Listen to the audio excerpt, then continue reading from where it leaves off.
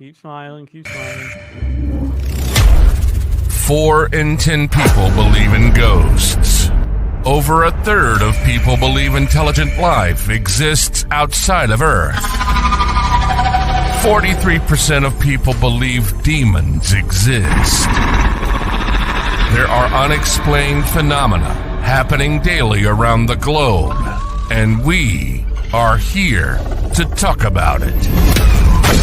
Your portal into UFOs, paranormal, cryptids, the supernatural, the mysterious, the unknown. I see you. This is Beyond the Radar, and this is your host, Humanoid Tom Conway. Hello, everyone. Welcome back to another episode of Beyond the Radar, your paranormal news program. We are broadcasting live on the United Public Radio Network and the UFO Paranormal Radio Network, 105.3 on the Gulf Coast and 107.7 FM in New Orleans. And streaming everywhere, Facebook, YouTube, Twitch. We're even on Roku Live, Instagram, everywhere. You name it, we're there. So, great to see everybody. Great to talk to everybody. We have a wonderful episode. As you can see, I'm joined by Intern Emma for Chasing Prophecy and Beyond the Radar. Emma, how are you doing this week? I am doing great. I have just come back from the beach, so I'm enjoying freshly tanned skin and some vitamin D. Fun. That's always good. Always a good experience. Vitamin Yes. everything like that is such a wonderful time, the summer and everything. And if I'm looking off to the side, it's because I have my little laptop right here. So give me 1 second and I will put this down. Okay, you're fine.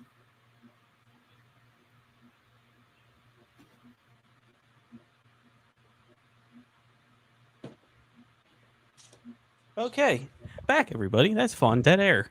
So one thing we're going to jump into, but we won't jump into it yet, is the stories of the Tower of London and all the cool happenings. I should act like I've been here before.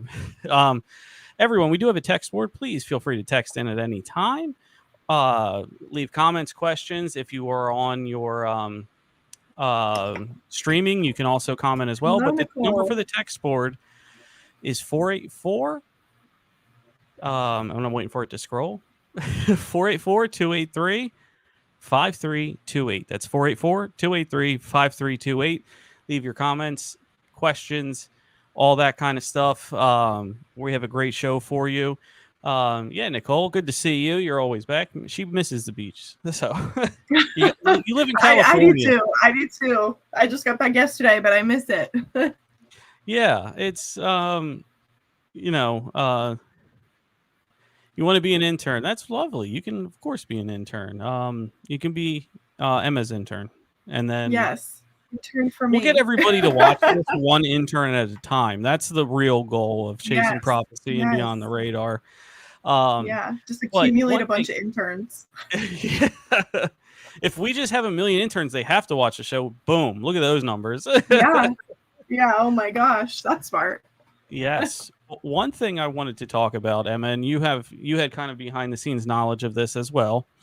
I am looking to do an investigation at Skinwalker Ranch, Gusher, Utah. Yes. I am looking to do that. Yes, I'm looking to do that. Nerd Informer is game to go out and do that with us. We are looking to crowdfund this. We are 3 technologically skilled gentlemen who like the paranormal.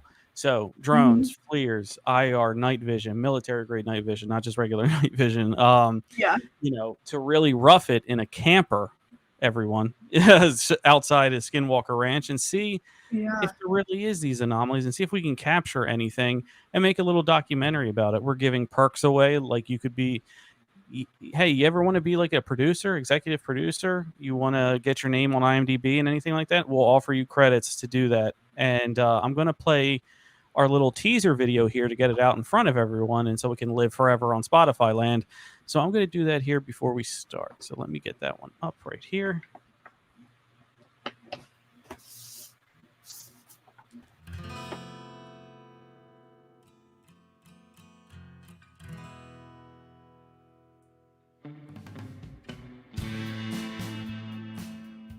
So why do you want to investigate Skinwalker Ranch?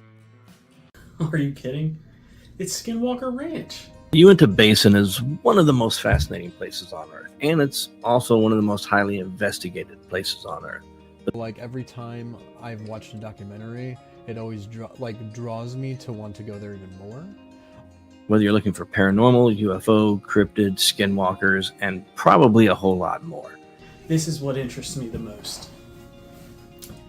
Never has an investigation been so technologically advanced. I've personally spent years reading and watching anything that had to do with the Uinta Basin. The Uinta Basin has everything. Highly advanced cameras or highly advanced recording devices, night vision drones. I believe we can use all of those things. Night vision goggles that we can see at night because we're going to be up all night. And putting it in a documentary so the world can see how technology can assist us in the hunt of paranormal research. Cameras just on every site, so we can always have that angle if we need it. Out of all of the paranormal activity on Skinwalker Ranch, portals, UFOs, cryptid, what interests me the most has to be the cryptids. I'm a monster guy. I want to go see, I want to go check out, I want to find evidence of a monster, of cryptids, of an entity. In conjunction with the right experiments to really find out a little bit more about what the Uinta Basin is hiding.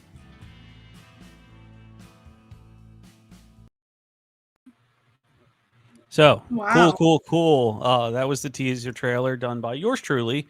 And we really wanted to, crowdfund this. We want to make it an engaging thing for everybody.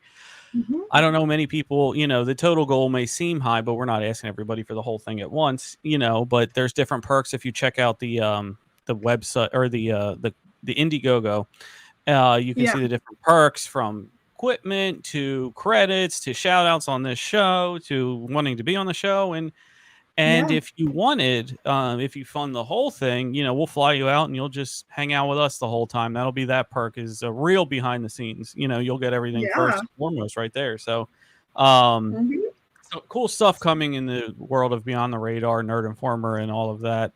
And we hope, Emma, you can hop on and join and go through that journey with us as well. Nicole, I'd have to fly past Utah to get to you. But if you would like, please come out.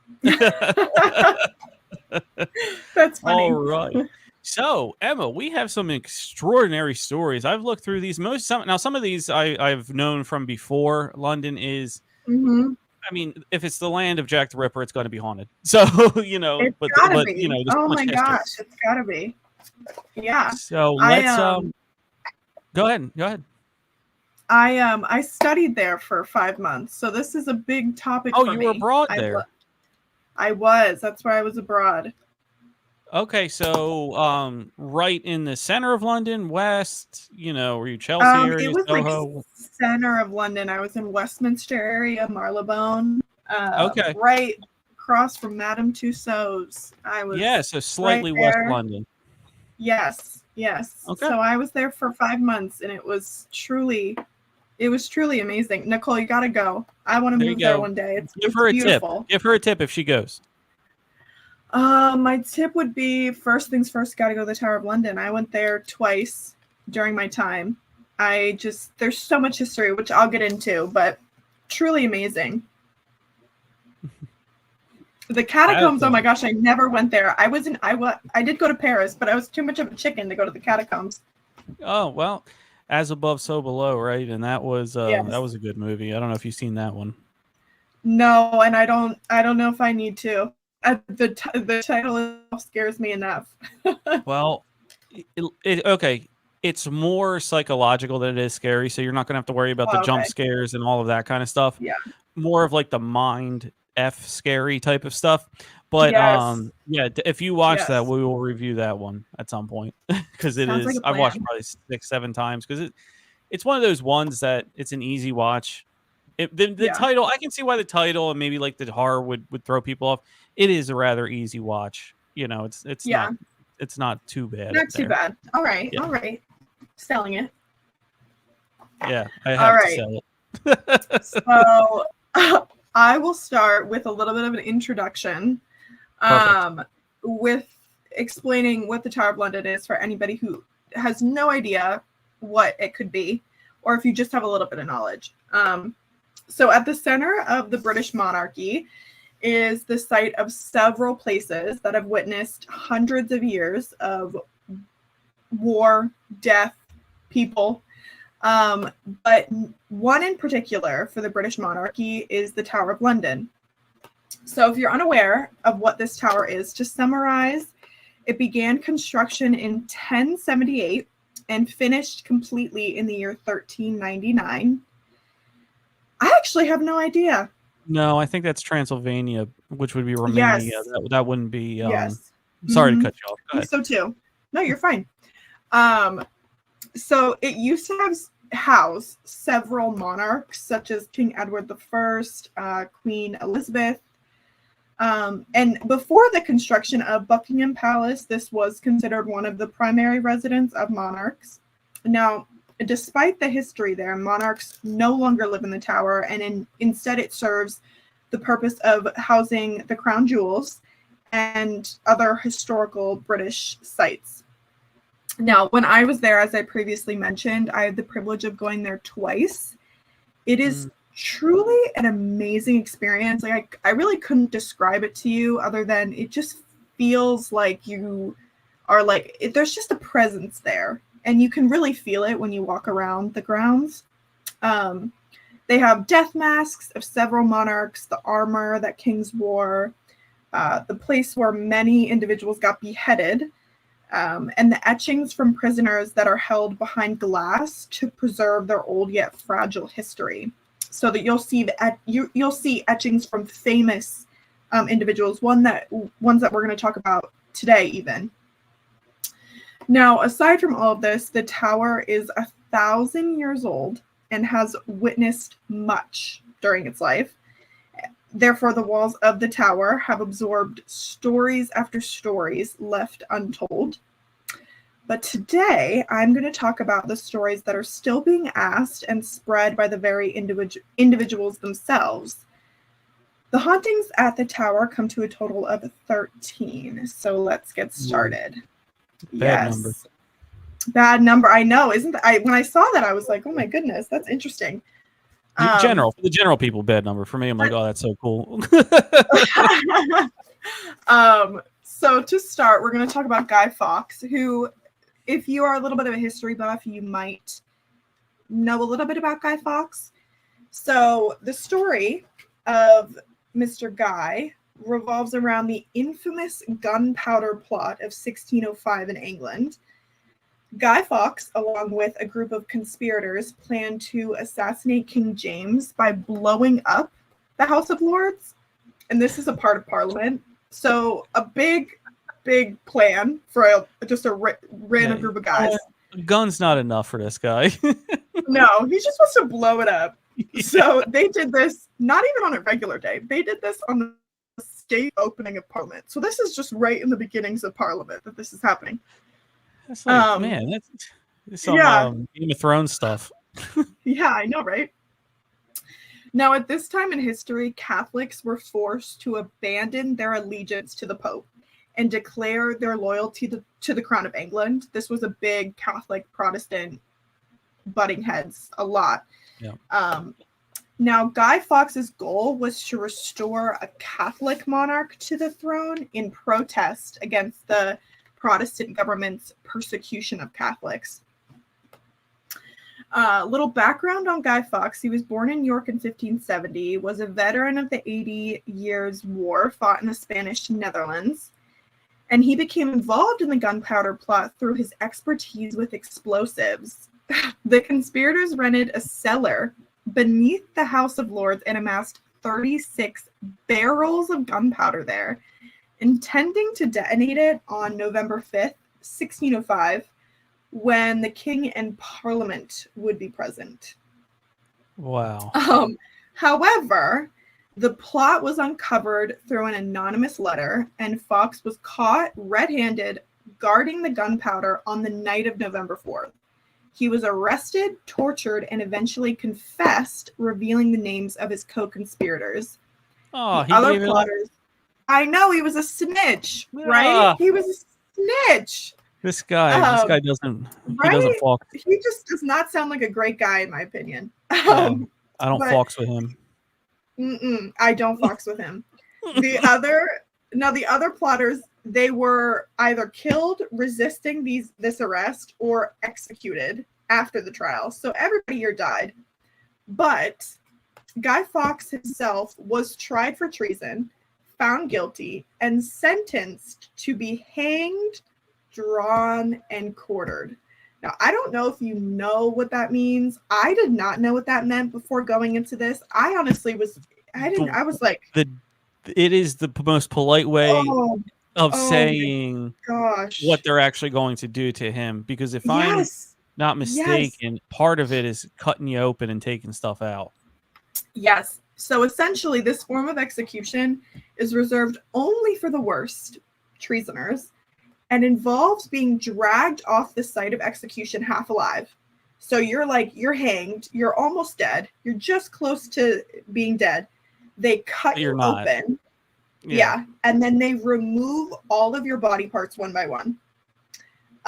So not a great way to go. Imprisoned in the Queen's Tower, Guy Fawkes was subjected to intense torture, likely on the rack in the White Tower dungeons. And that's the rotating one? Right? Yes. Yep. It's not a fun way to go. No. Now, on the day of his execution, January 31st, 1606, he famously leaped from the gallows, broke his own neck, and avoided the full brutality of his execution. So you know what? Guy Fawkes, he was inventive. He was a very inventive person. He just jumped off and found a way out. Yeah, but like that fits with his personality. He snitched and got out of, and then when he snitched because he thought he was going to get out of something, and then he also got out of the torture because he just got it out of all of it. I mean, how do you?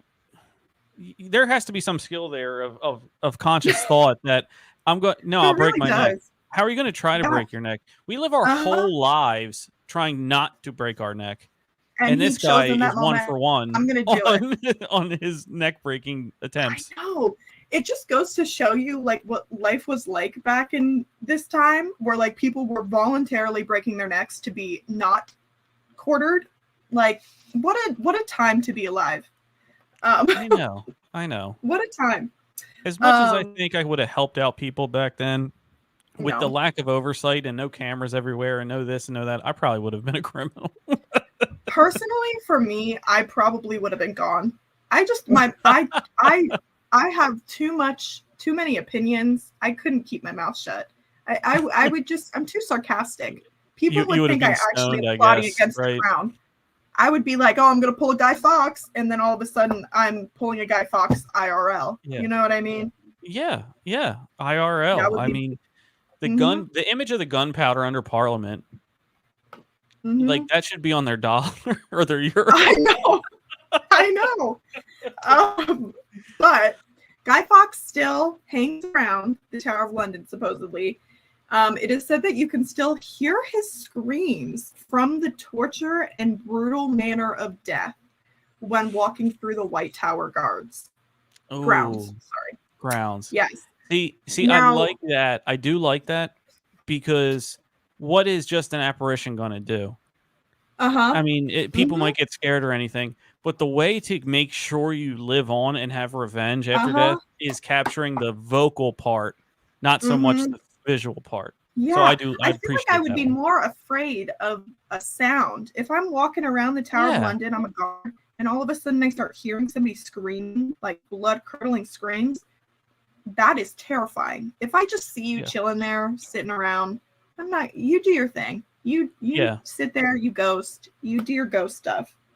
No, it's Not true me. because we see people every day that we don't interact with. I mean, probably 90% of the people we see on a daily basis we don't interact with. We just see No. them around. But Yeah. it's probably close to like 75% that if you hear somebody talking to you, you're going to, or if you hear somebody, you know, they're going to interact with you. It's a whole different level of consciousness or whatever. You know what I mean? It's a Yes. whole different level. Yes. So I agree with you. Yeah. We've all been there where, I mean, not even in paranormal, like you thought you saw, oh, I thought, there was an animal over there. You know what I mean? And it's Yeah. not, or it could have And then been, you you know what look- I mean? And You look twice and it's gone. You just are like, oh, exactly. You look twice, or somebody might have, say a neighbor you're walking down has like a rake and like a grill tarp or something, and you're like, oh, I thought it was a person in a jacket, and you look again and you see what it really is. We've all done that. Yeah. But if you heard That's a something, good point. if you heard something, that would be way more freaky. Yeah. Yeah. I And agree. Nicole, yeah. I agree. Yeah. That's so true. I could be a ghost. Oh. You wouldn't even know. You wouldn't true. even know. Imagine if I watch this back and I'm just talking to like nobody. To I'm having a nobody. full conversation Oh my with gosh. somebody. Be on Where the you are. news. Yeah. Definite. Now the All next right. person I'm going to be talking about is a personal favorite, I guess you could say. Favorite ghost. I've done a lot of personal research on her. You may know her as the second wife of Henry VIII, Miss Anne Boleyn. Oh, yes. Yes, she is famous for The her other very Boleyn girl. tragic. Yes, the very tragic manner of her death. Anne Boleyn was Catherine of Aragon's lady in waiting, and Catherine of Aragon was the first wife of Henry VIII. Henry became infatuated with Anne and sought to marry her, but this desire led to a bitter conflict with the Catholic Church. As you know, if you're a Catholic, you cannot get divorced. That's like a big no-no. So Henry broke away from the Catholic Church and established his own Church of England so he could divorce Catherine and marry Anne in a secret ceremony in 1533. And then Anne was crowned Queen of England shortly thereafter. So he found a little bit of a loophole. Now, however, Anne failed to produce a male heir. She did produce Queen Elizabeth I, who is very arguably, one of the better monarchs in British history. But again, that didn't matter back then. It just mattered if you produced a male heir. Yeah. So her inability to give him this son, coupled with her strong personality and political enemies, led to her downfall. In 1536, she was accused of adultery, incest, and treason. She was arrested, tried, and found guilty in a trial that was wildly seen as a sham. Because I mean, come on, if you're the Crown versus Anne Boleyn, like if you're a juror member, who are you going to side with? You know? Yeah. So on May 19th, 1536, Anne Boleyn was executed by beheading at the Tower of London. I saw this spot that she was beheaded, as well as a couple other individuals here. And it is a very eerie sight, but they do a great job, honestly, of honoring people that were executed. Obviously, majority of them were executed unfairly, probably. Yeah. Unfairly. So they do a great job, honestly, of recognizing that. Now, Anne's ghost is said to haunt the Tower of London, where she spent most of her days imprisoned. There have been numerous reported sightings and experiences associated with Anne's spirit, and one of the most famous ghostly phenomena is known as Anne Boleyn's procession. Witnesses have claimed to see a procession of ghostly figures walking silently through the tower grounds, led by a headless Anne Boleyn carrying her own severed head. I know. She's like, I'm never letting you guys forget about this. So she's trying to out drama our Guy Fawkes here. Yes. Because that is really dramatic. That is drama. You know what? I'm going to haunt this place and carry my own severed head. You know? But to be fair, Guy's haunting sounded scary. Hers is more sad to me, on the sad Yes. spectrum of Yes. hauntings, carrying your Mhm. own head, and then a procession, because the procession means people really cared about you. Yes. You know what I mean? Yes. And so for Yes. you to be degraded by, which it Mhm. is, it's like an embarrassment death. You know what I mean by beheading. Yes, to be accused of all these things just because you never The produced a male incest, heir. really tops Yeah. everything in there. Like, what are you Oh doing? my What? gosh. Oh So my they really gosh. wanted to drag her through the mud and then cut her Mhm. head off. But Mhm. it seems like when you have a procession, you are somewhat revered. So I feel more sad in that haunting. Yes. A lot of these do have that sad undertone because of once you hear like their backstory, it makes it feel more like a person than Mhm. because a lot of the times we get caught up in like, oh, this is just, it doesn't even feel like a real person when we're talking about this, but she was a young girl who was accused of all Yeah. this, married this man, and all of a sudden died because of a political plot. At one point, I probably knew this, but do you know how many tries she had to bear a son and just didn't do it? So she I know it had, wasn't they one. had been, no. So essentially what happened was she miscarried, and this miscarriage was seen as like his son. Like this was like, you killed Okay. my son. And then when she was Okay. pregnant Okay. again and they found out that it was a girl, he completely became so upset and it spiraled from there. I believe she probably did have other miscarriages as well, but I only know of the one. Man, that's sad. Yeah, very sad, very sad. There's a lot of movies about her, and it's very Yeah. sad how her relationship with her daughter and a lot of the things like that. And it's very sad, her story. It's hard not to, you're being ostracized for having a daughter, I but you still know. have the parent gene in you, or the parent, to be a Yeah. parent to this person. Yeah. And, Mm-hmm. there has to be a feeling of, I can't win here. I can't win. Yes. As good as I am as a Especially, mother, the worse it's going to make me yes, look on the other end.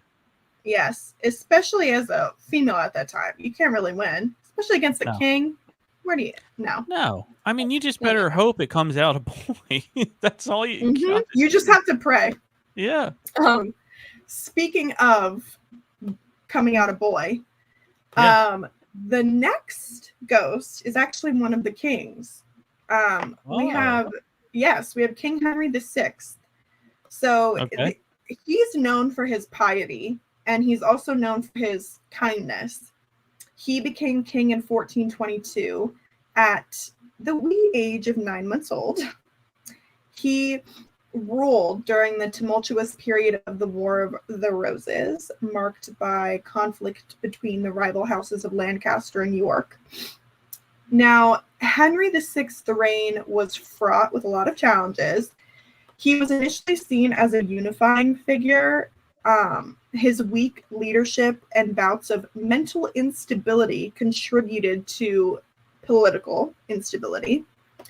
Now, his queen, Margaret of, I'm going to butcher this name, Anjou. Okay.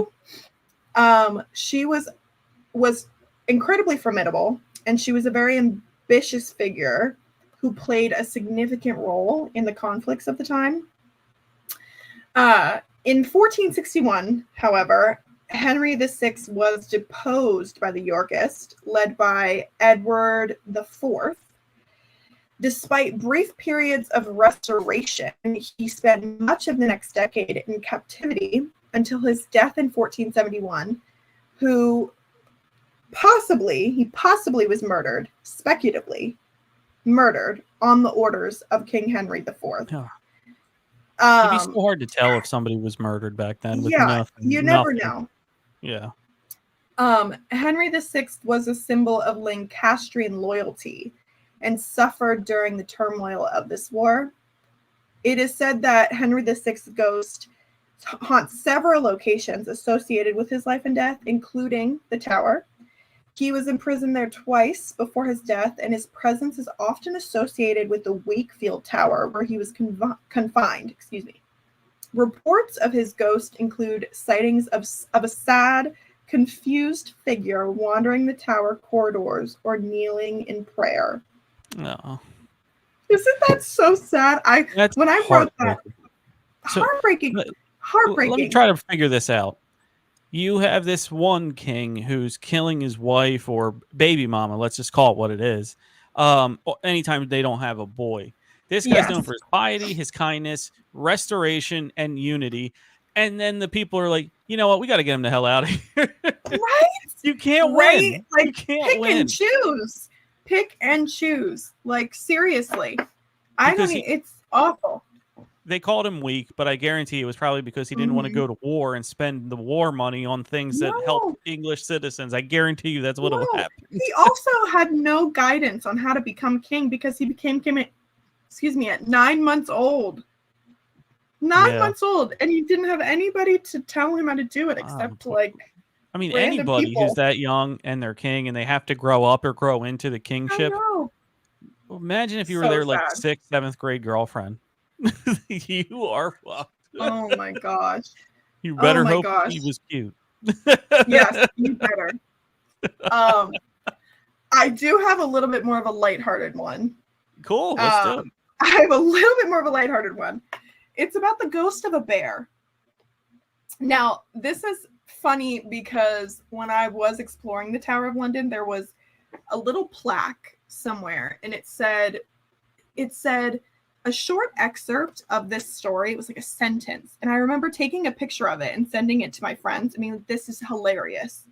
And little did I know that he actually haunts the grounds, this bear. So, like an animal bear. Yes, a real bear. Okay. So it's definitely one of the more unusual, and it's lesser known. But according to the legend, during the reign of King Henry III, the Tower of London housed a menagerie of exotic animals, including a polar bear. The bear was kept in a pit near the tower's river, where it would swim and catch fish and entertain visitors. Now, this bear became a symbol of the tower's exotic and fearsome reputation, during these times. Okay. Now, the story goes that this bear met a very unfortunate end. While it was a spectacle for the visitors, the conditions in which it was kept was far from ideal. It is said that the bear's spirit still roams the grounds of the tower, perhaps seeking revenge for its mistreatment or simply lingering as a remnant of its once captive existence. Visitors and guards over the years have claimed to have seen or sensed the presence of a ghostly bear. Reports often describe feelings of unease or encountering a large, shadowy figure resembling a bear in areas where the menagerie once stood. The ghost of a bear is said to appear from behind the door of the jewel room. It's a ghost of a black bear as well as also reported in the Martin Towers. So we have a black bear and a polar bear. The whole forest. Yeah, we got the whole everybody's hanging out. Now, it didn't really talk about this in the article that I looked, but at the official Tower of London, the little plaque, it said that the bear died from eating too much food. It died. It ate too much food and died. That is because they just kept feeding it. I didn't know a bear would eat to that point. I know certain animals do, like fish. I know that they'll do, but I would think a mammal wouldn't be too far from us and would have sort of similar synapses where, hey, I feel full, I'm going to stop. You know what I mean? Because what's to say some out in the woods, That's true. I mean, there's plenty of game everywhere. Mm-hmm. So I don't understand. I think it was too much cake. I think they were feeding it leftovers. That could from be the it. Yeah, that meals. could be it. It's eaten So they were feeding it leftover sweets, leftover everything, and it just would eat it. And think about these feasts. I think that's what it said. I wish I don't have my phone with me, but I had it. I took a picture of this plaque because I thought it was hilarious that this bear died from eating too much cake. Like, what a way to go, though. If you're gonna go dive Let them with a eat full cake. The stomach bear said steak. bet. Yeah, literally, Marie Antoinette. He took some advice. Back to a sadder tale. We have Sir Walter Raleigh. Now, Oh, I know his story. yes, so Sir Walter Raleigh is a very prominent figure in English history during the 16th and early 17th centuries. He's known for his exploits as an explorer and a favorite of Queen Elizabeth I. Raleigh was born in 1552 and gained favor with Queen Elizabeth I due to his charm, intelligence, and daring spirit. He became known for his efforts to establish English colonies in the New World, particularly in present-day North Carolina, which, if you know anything about North Carolina, you know that there's a very beautiful town called Raleigh. Yep. Capital. Yes. And he also named Virginia to honor the Queen Elizabeth I, who is also known as the Virgin Queen. Yep. Which I did not know that's how Virginia became Virginia. No. Yeah, you'd have to get into a little bit of history Yes. back then to figure out who came from where and all that sort of stuff. Now, despite these successes, Raleigh's late life was very tumultuous. After Queen Elizabeth I's death, he fell out of favor with her successor, King James I. He was then accused of treason for some reason and imprisoned in the Tower of London in 1603. They were just throwing people there at this point. They just, I don't like you. Go in there. I bet you it was jealousy. Probably. When she said she favored him, he probably took it as the relationship they were having was more than what was let on. I can see that from here. And then when he got in, he's like, yeah, I'm going to get my revenge, Yeah. Because everybody had a revenge motive. Anybody before 1800 that was born, you were born with some kind of revenge story you had to fulfill, like a video game. Yep. Now, while Raleigh was imprisoned, he wrote a famous work called The History of the World. Yep. Which I've never read and I've never heard of, but I'm sure is probably more popular than I'm aware of. As a history minor, we had to read it. Oh, then yeah. Now in 1618, Raleigh was released from the tower with the king's permission to lead an expedition to find gold in South America. Sadly, this expedition was a failure, and upon his return, he was executed for his earlier treason conviction. You come back with no gold? Never mind, you're dead. Hell. You're dead. Yeah, we don't like you. Now, this treason is said to have been due to plots against the king. Whatever that means. Plots against the king. Now, Raleigh's ghost is said to haunt the Bloody Tower, where he was imprisoned. The Bloody Tower gained its name not from Raleigh's presence, but from an earlier unrelated incident. However, Raleigh's spirit is said to wander the tower, sometimes seen as a shadowy figure or heard as disembodied footsteps echoing through the corridors. Aww. Just moseying away. Just wanted to explore. He just wanted to travel the world. That's all he wanted. Couldn't they just have sent him on a ship? Like, if he was really that much of a nuisance to the king, the new king, you're like, you know what? You want to discover? Just go discover out there.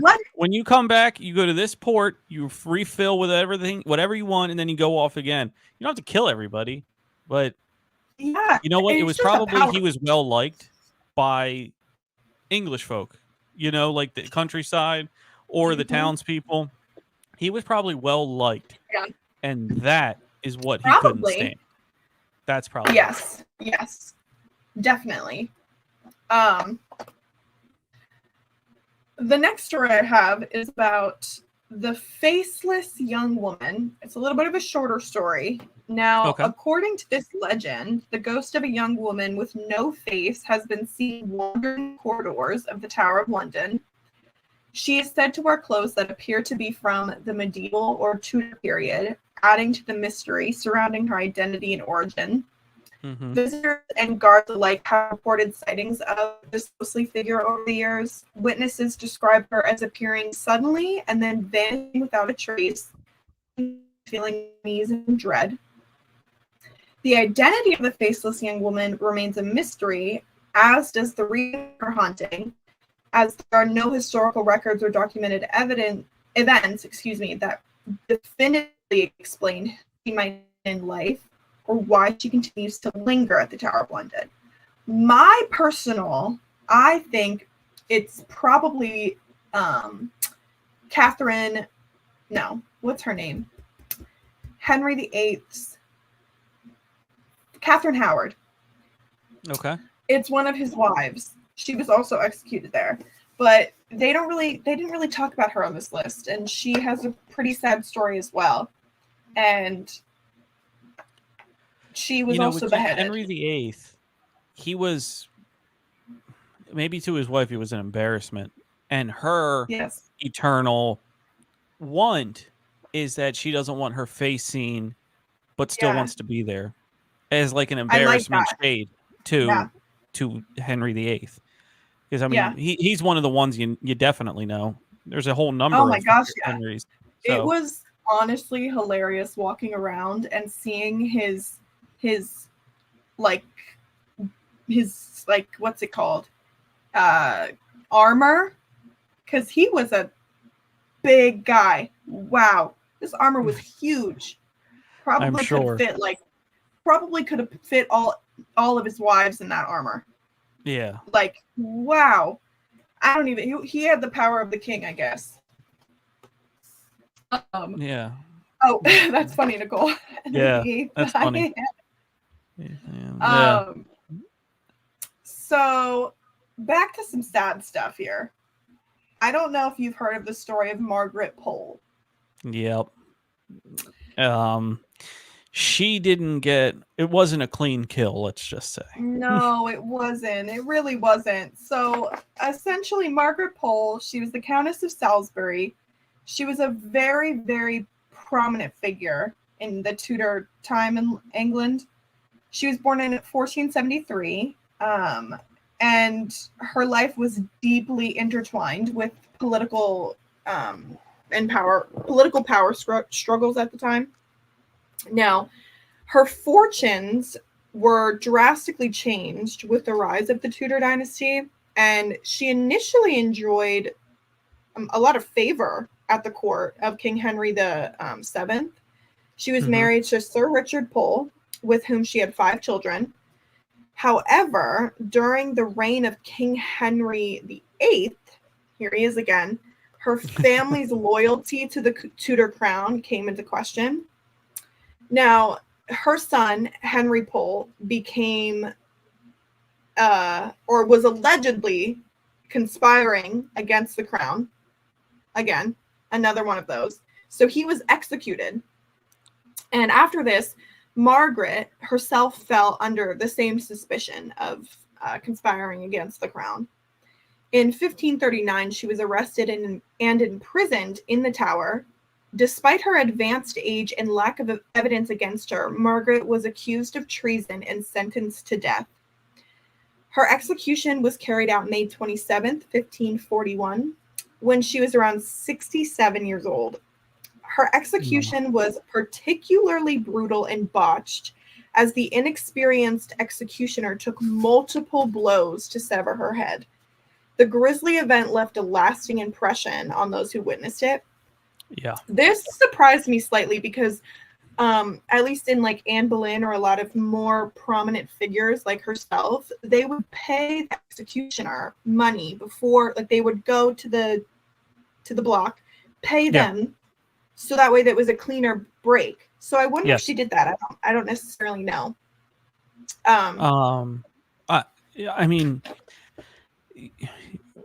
so for what it's worth, back then you have to have a strong guy to, I mean, it's just a normal guy can't do it. You have to have a strong guy with a really sharp blade, and he has to have the momentum and a strong steel to cut through everything and make it the clean break like how it's supposed to be.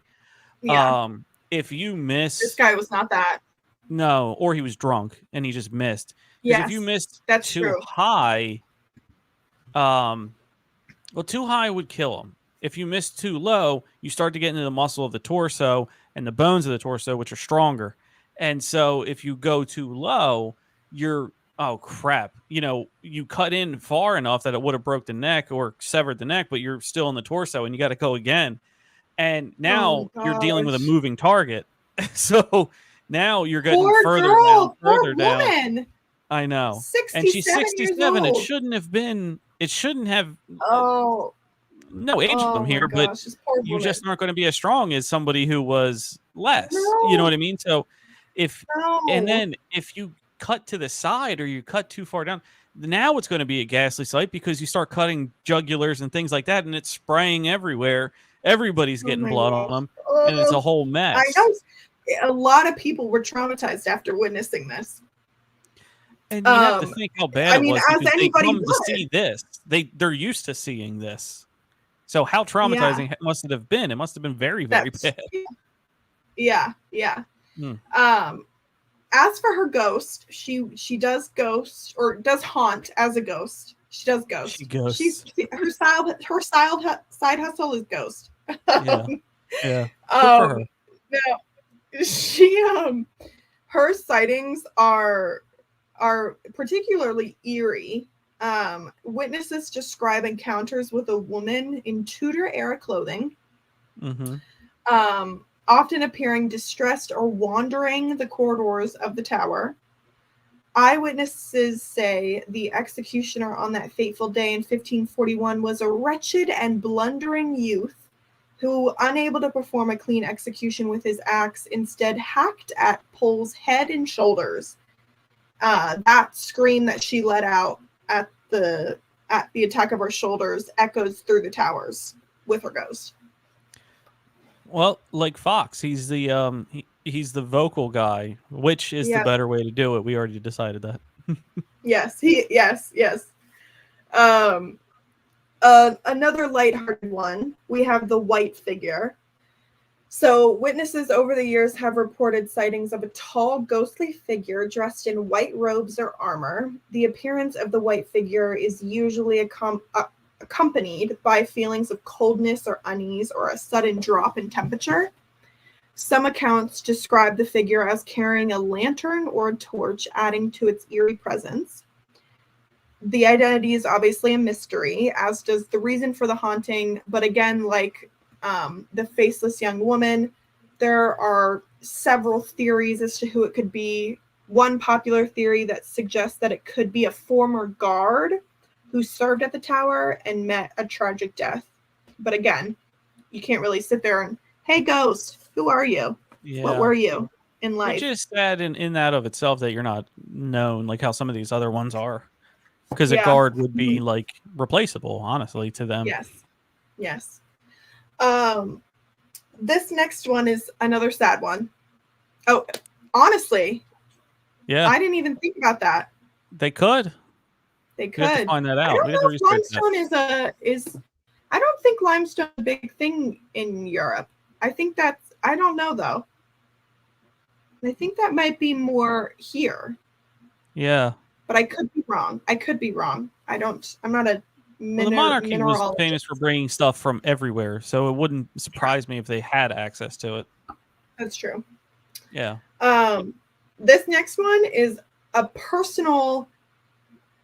I personally really, I don't even know how to describe it. I just really attached to this story. It's about Lady Jane Grey. I wrote an article about her in my time in London. She was my final paper. I went to the National Gallery and I saw this beautiful painting. If you are ever in London, please go see this painting. It is near the Van Goghs and all these beautiful paintings, but it's just so, in my opinion, one of the most beautiful ones at the gallery. But enough of my ranting. Lady Jane Grey is often referred to as the 9-Day Queen. Her tragic story is mixed with, again, a lot of political power struggles in this Tudor period. She was born in 1537 to a very noble family with strong Protestant beliefs. She was well educated, known for her intelligence and piety. In 1553, at the age of just 17 years old, Jane was reluctantly placed on the throne of England by her ambitious father-in-law, John Dudley, Duke of Northumberland, a very British name. Oh, yeah. Yes. 10 This 10. move was part of a plot to prevent the Catholic Mary Tudor, later known as Queen Mary I or Bloody Mary, from assuming the throne after the death of her brother King Edward the Sixth, I believe. Her reign only lasted 9 days. And this is because Mary Tudor quickly gathered support. Because at this time, again, the Catholics and the Protestants are still fighting. And after, obviously, Mary is the more, you would think that the crown would go directly to Edward's next sister. And so that garnered more support from people than a cousin getting the throne, especially someone of Protestant belief. Yeah. With this, Jane was deposed. She was imprisoned in the Tower along with her husband, Guildford Dudley, with whom they shared supposedly they were very in love with one another.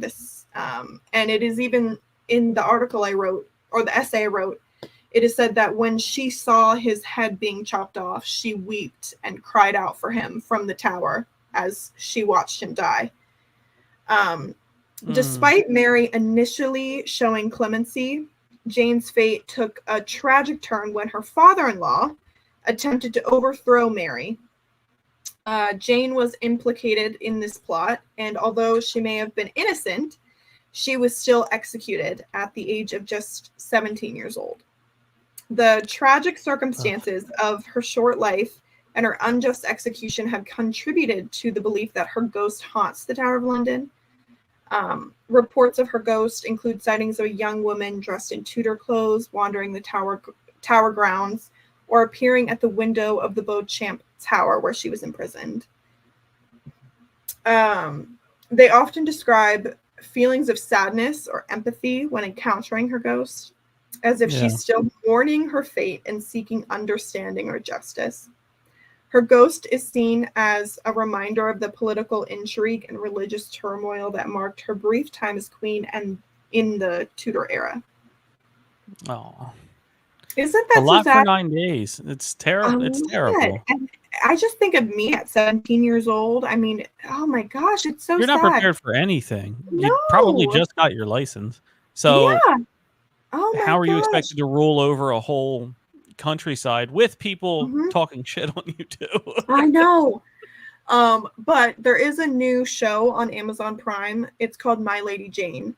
And they do a really great job of writing her story and making it less sad.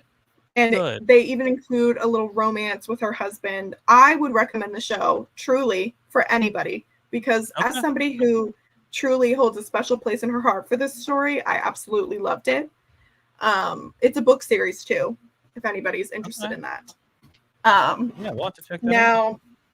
Yes. So now I wanted to mix in between the sad ones a little bit of a lighter tale. We have the monk's footsteps. Now, according to this legend, the ghost sounds of footsteps echo through the tower's corridors. Now, it doesn't say specifically which corridor, but it says that it's attributed to a monk. Witnesses and guards have reported hearing these footsteps, which are said to come from an unseen source, often when the tower is quiet and deserted. The origin of the monk's footsteps hauntings is uncertain, as there is no historical record identifying a specific monk or event associated with this particularly ghostly phenomenon. However, the presence of monks in the tower's history can be traced back to medieval times when religious orders had connections to the fortress. The sounds of the monk's footsteps are described as deliberate and rhythmic, as if the monk is walking purposely through the tower. Some accounts suggest that the footsteps suddenly stop or change direction at random, and adding to this mystery and intrigue. Ooh, fun, Yes. fun, fun. Dun dun dun. Yes. The Um, monks, two-stepping up in the Yep. tower. I know. All right, now back to the sad stuff, guys. We have to, but this is a back-to-back we have here. So just get ready. Okay. So the next story we have is about Arabella Stewart, which is, by the way, a beautiful name, Arabella. Yeah, Arabella. Very beautiful name. So Yeah. she's lesser known in the Tudor history. She was a cousin to both Queen Elizabeth I and King James of England. King James I, of England.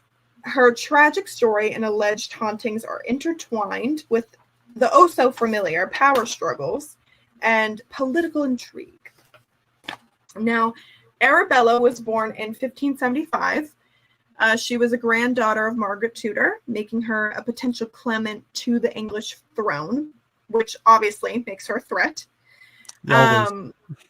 Yes, always. So her claim to the throne became more significant after the death of Queen Elizabeth I in 1603, which led to the ascension of King James I.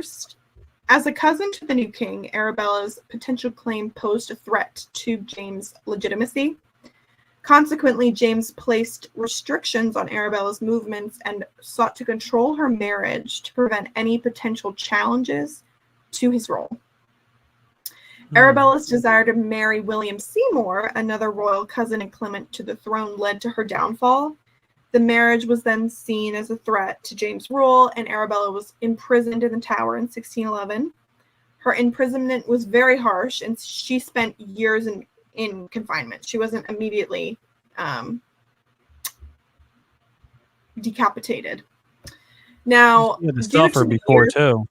Yes. Due to the many years in confinement, her health deteriorated, and she died in 1615, reportedly from illness by the harsh conditions of her captivity. Yeah. She is buried in Westminster Abbey, which is just, I had the privilege of walking through that, and it's just so eerie. Just you're staring at the coffin of Queen Elizabeth I. It's truly insane to look at it. What kind of decor is that? They don't sell that at IKEA. Oh my gosh, no. That's like, that's something. It's real wicked. Yeah. So this legend, or not even a legend, the real person, stems from this, her haunting stems from this awful circumstance. And witnesses report sightings of a ghostly figure that is dressed in a white gown, wandering the corridors. They describe her as looking distressed or disorientated, as if she's still longing for freedom or seeking justice for her mistreatment. Yeah. Back to the sad, haunting. There it is again. Woman. I know. We can never England, escape what are you doing? it. You have a theme going here. Come on. I know. I don't even, it's like, it's, oh my gosh. I'm like, you know what? You can say a lot about America, but we weren't beheading people because they looked at us wrong. I know. Like, 16 years old, 9 months old. Crazy. It gets worse. Okay. Okay. Now this is famous. And it's just so tragic. It's the tale of the young princes. If you know what it is, you'll know immediately the story I'm about to tell. So Edward V and Richard of Shrewsbury, a very British name. Yeah. They hold a very, very endearing mystery. And it's so sad. So Edward, sorry, too many E names. Yeah. Edward V and his younger brother Richard were the sons of King Edward IV and Elizabeth Woodville. Edward V was born in 1470 and Richard of Shrewsbury in 1473. After the death of their father in 1483, the young Edward V was proclaimed king, but his uncle, Richard, seized power, declaring the princes illegitimate due to an alleged pre-contract marriage involving their father. So the young princes were lodged in the Tower of London, a common residence for monarchs and their families at the time. Despite being next in line to the throne, they were never crowned. Their fate remains a mystery, but historical accounts suggest they disappeared from public view after the summer of 1483. The most widely accepted theory is that the princes were murdered on the order of their uncle, who later became King Richard III. Yeah. Their deaths would have cleared the way for Richard III to seize the throne. The exact circumstances of their deaths and the location of their remains have never been definitively established, but this legend of the princes in the tower haunting the Tower of London emerged only centuries after the disappearance. Reports of ghostly sightings and encounters date back to the 16th century. So this is not just a new thing. This has emerged throughout countless stories of the centuries. Yeah. Witnesses claim to have seen or felt the presence of two young boys wearing white nightshirts wandering the tower corridors hand in hand. They are often described as looking sad or frightened, as if they are still searching for answers. That's sad. Oh my. So sad. Oh my gosh. Come on. Now, in 1674, during renovations at the Tower of London, workers made a grim discovery: a wooden box buried under a staircase in the White Tower containing two small skeletons. These bones were immediately suspected to belong to these two princes. However, due to the inconclusive DNA testing and the tampering of evidence, because of how long it's been since they were found, it cannot be confirmed nor denied whether or not they are the boys' bones, but it is widely accepted that these are the bones of these boys. And the mystery of what actually happened to them remains completely unresolved. Oh man. So it probably is those boys. Who else is going to be that small anyway and put bodies in there? Who else? And two bones. I mean, yeah, two sets of little bones. I mean, it definitely is. But again, the crown isn't going to come out and say that. They're not going to say, "Oh yeah, yeah." You know, they're definitely murdered. But I remember walking by the same staircase that they referred to during this. Wow. And I just was, oh my gosh, the beating in my chest. Oh my gosh, because the first time I went there, I didn't know any of these stories. And then the second time I went, I knew them. And so I'm just walking around. I'm like, hey, Anne. Hey, Boleyn girl. What's up?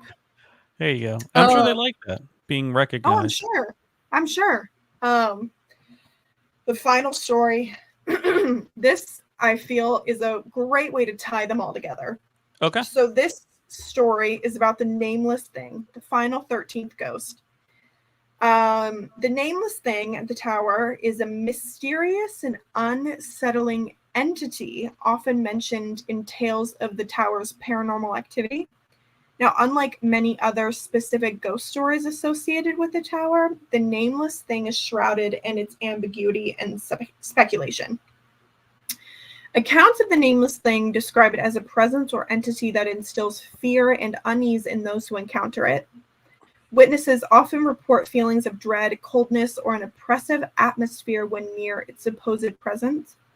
The nameless thing is said to manifest as a dark, shapeless shadow or a formless presence that defies description. One theory surrounding the nameless thing suggests it could be a manifestation of the accumulated negative energy or residual emotions from centuries of imprisonment, torture, and executions that took place within the tower walls. Another interpretation is that the nameless thing represents an amalgamation of the suffering and anguish experienced by those whose names and stories have been lost to history, yet whose presence is felt in the atmosphere of the tower. Yeah. So with all of that horrible stuff that's going on there, that's going to attract demons and the like at that point, because they feed off the suffering and all of that. Of course, it makes sense that there would be a demonic or a shadow type. Doesn't have to be demonic. I don't want to cast a blanket out. I haven't been there. You know what I mean? But it lends to reason something dark is going to be there, because it's a place where you can feed on a lot of energy, a lot of Yeah. negative energy, more specifically. Let's take a look at the text board. Lee in Florida, would Hammersmith ghost murder be London? Oh, is that no? Okay. Oh, I am so glad you know what that is. So the Hammersmith ghost murder is not at the Tower of London. It's in West London, in Hammersmith, obviously. And what that involves is a person who, there was a rumor of this banshee beast, a ghost entity that was breaking into people's homes and harassing people and all that kind of stuff.